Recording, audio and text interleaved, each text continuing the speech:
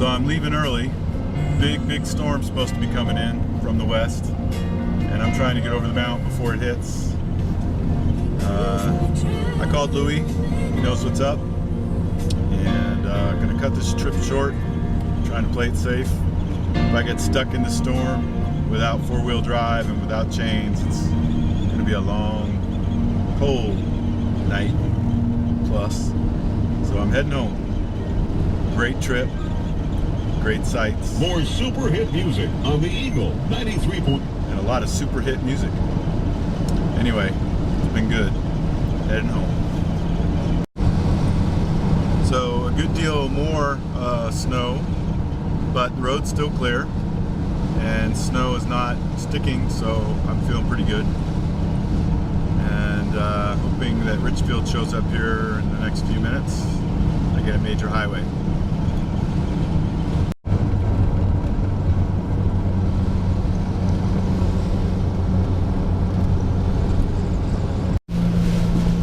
Well, we got through one set of mountains and we're into the second set, and sure enough, we've got snow sticking, and I'm hoping we can get through this set without a problem.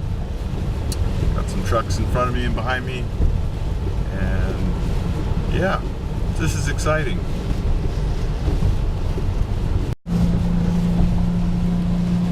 Right about now is the time when I'm really happy I got new tires, Dan. Thank you very much. Hope these treads are aggressive enough.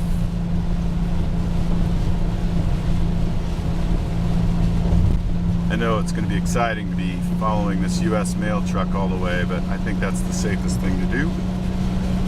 So that's what I'm doing.